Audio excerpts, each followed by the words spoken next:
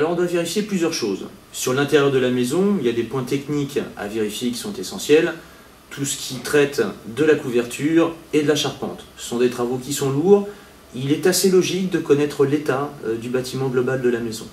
Ensuite, il faut vérifier tout ce qui est plomberie, l'ancienneté. Il y a des maisons qui sont anciennes où le système date de l'époque de construction ou n'a pas été rénové depuis une cinquantaine d'années.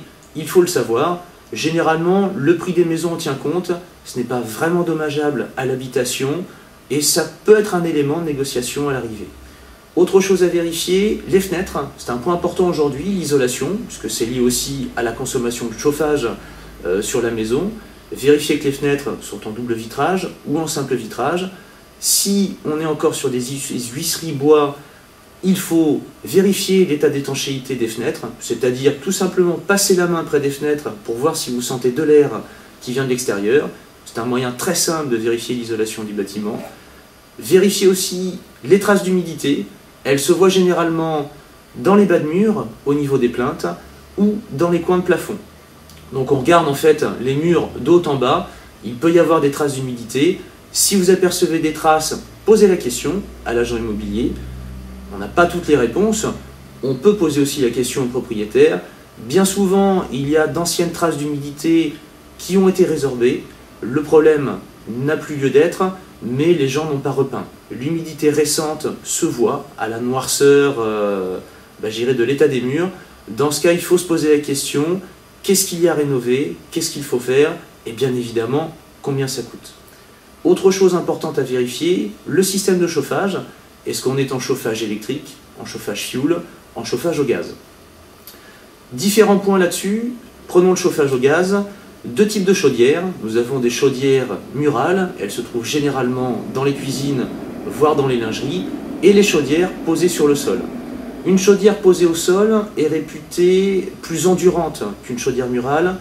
Pour une raison simple, le corps de chauffe de la chaudière étant posé bien ancré dans le sol, il subit moins de pression qu'une chaudière qui va être attachée au mur. L'âge de vie d'une chaudière est grosso modo aujourd'hui d'une petite vingtaine d'années. Attention donc, si vous avez des chaudières qui approchent de cette date-là ou qui l'ont dépassée, il y aura peut-être, pas forcément la chaudière à changer, mais un entretien un petit peu plus conséquent à prévoir. En ce qui concerne le chauffage au fioul, les vieilles chaudières fioul sont réputées increvables. C'est un corps de chauffe en fonte. On n'a jamais rien fait mieux depuis. Il faut vérifier l'état du brûleur, savoir si lui a été changé, puisque c'est cet appareil qui va insuffler la chaleur dans tout le circuit général de la maison. Il est donc essentiel qu'il ne soit pas encrassé pour qu'il n'y ait pas de fuite et que tout se passe bien à l'intérieur de la chaudière. En ce qui concerne le chauffage électrique, on remarque l'âge d'un chauffage électrique.